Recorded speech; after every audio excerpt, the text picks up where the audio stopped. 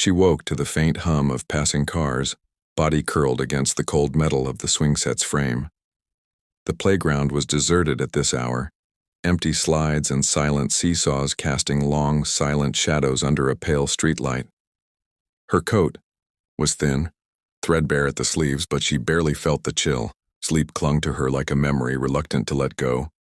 He appeared at the edge of the playground, tall silhouette cutting a dark outline against the glow of the city. His footsteps were soft on the rubber mat, measured, precise. She stirred, eyelids fluttering open. For a moment, neither moved. He stopped a few yards away, hands in the pockets of an impeccable overcoat. The moon caught the glint of a luxury watch on his wrist. She tightened her arms around her knees, voice small as she asked, "Who are you?" He cleared his throat, as if unaccustomed to speech. "Someone who's been watching." His tone was flat, almost clinical. Yet something in his eyes betrayed curiosity, an unreadable emotion. "Why are you here alone?" She looked away, tracing cracks in the ground with her gaze. Nowhere else to go. He hesitated, glanced at the deserted street where trash cans rattled in a breeze she didn't feel. "Come with me," he said finally. Her heart pounded. She'd been taught to distrust strangers. But his coat, his watch, symbols of a world she had never known, beckoned like a promise. She rose stiffly, brushing dirt from her coat. He offered an arm. She took it, surprise flickering across his face. He led her away from the rusting playground lights, into a waiting car whose doors opened with a quiet whisper. Inside, leather seats cradled them in unexpected warmth. She sank back, watching him through the mirror. He started the engine without a word, and the city's nightscape glided past. Neon signs buzzed, storefronts shuttered, until the car pulled up before a tall glass building that reflected her small figure against its towering facade. He guided her through a lobby bathed in soft illumination. Marble floors polished, too. A mirror finish, a single receptionist poised behind a desk too elegant to be welcoming. He swiped a card at a hidden reader. Doors slid open to reveal a suite that seemed to hover above the city lights. For a moment, she simply stared. Floor-to-ceiling windows framed the metropolis. A plush sofa invited her to sit. Instead, she remained standing, arms wrapped around herself. He watched her, distance never quite closing. "I'm Alexander Morton," he said, voice tempered by formality. "I own this building." Her brow furrowed. "Why help me?" He offered no immediate answer. Instead, he approached the window, placing a hand on the glass. "I saw you here weeks ago," he admitted after a pause. "Night after night, sleeping, in that playground. I wondered why someone like you was out there so vulnerable." She swallowed. "I have nowhere else." He nodded slowly, as if weighing her words. "I can give you a place here, a room. You won't have to sleep on cold steel." She wanted to refuse, to assert her pride, but exhaustion won. She sank onto the sofa, eyes fixed on the city's glow. "Why me?" she whispered. He turned, face softened by the ambient light. "Because when I saw you, I realized how broken we both are." His confession hung between them. "I've lost everything that mattered, family, purpose. I thought I was protecting myself by keeping everyone at arm's length. But I was wrong." She studied him. The cold millionaire, aloof and unreachable, admitting fault.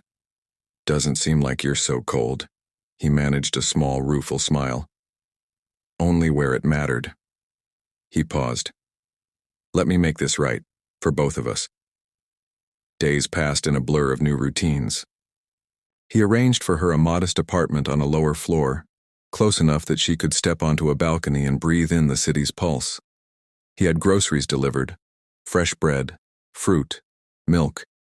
She learned to make coffee in a gleaming kitchen that dazzled her senses. Each morning the sun rose over skyscrapers instead of casting her in shadow. He visited sometimes, standing in the doorway with flowers, tulips, orchids, lilies, arranged in delicate vases. She placed them on a small wooden table, the color and life of the petals startling against her habit-worn walls. She learned his schedule, meetings with investors, boardroom battles, decisions that shaped industries. Yet he always found time to sit with her, ask her about her dreams, her past, the laughter she'd once known as a child. She was hesitant at first. Trust did not come easily. But his consistency wove a fragile web of hope. He shared bits of his story, an upbringing of privilege that felt like a gilded cage, a corporate empire built through cold calculation, a loneliness that even the loftiest penthouses could not cure. She spoke of streets, shelters, hunger pangs that clawed at her stomach when night fell. He listened, truly listened, the way he never had to any bored proposals. One evening she asked him to accompany her back to the playground. He frowned at first. His world was made of polished floors, not rubber mats. But he consented. Together they walked through quiet streets, him in tailored slacks and she in jeans that seemed absurdly simple. The playground looked even more forsaken by daylight. Rust ate through swings and weeds jutted up through cracks. She sat on a swing, pushing herself gently. He stayed on the edge. "It was here I almost gave up," she said, voice steady. "I thought this was all life had for me." He joined her on the adjacent swing. "And you kept going." She studied him. "Why don't you ever let anyone in?" He gazed at the horizon. "Because I was afraid they'd see how empty I really am." She reached out, resting a hand on his. "Then let me in." He looked at her palm, then into her eyes, and something shifted. His guard cracked, a sliver of vulnerability.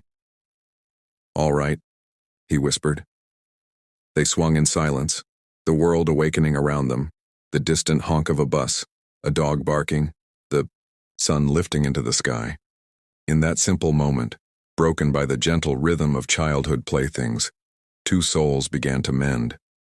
Weeks turned into months. She found work in a small cafe, the manager impressed by her resilience and gentleness.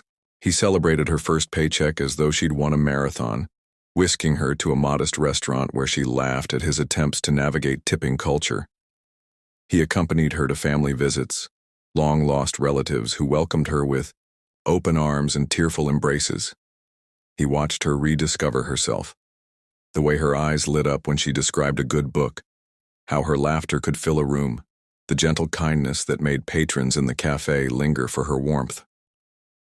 One afternoon, she led him to the park again, this time with a picnic basket packed by her own hands. They sat on a bench under blossoming trees, sharing sandwiches and stories. She paused, looking at him. "You saved me, but I think I helped you too." He smiled, an honest thing. "You saved me more than I saved you." She leaned her head on his shoulder as the world around them spun on. The cold millionaire and the girl who once slept alone in a playground were forging a future neither believed possible. In the warm glow of shared compassion, they discovered that healing was not just a gift but a journey taken together, one that would bind them beyond brokenness into something whole and new.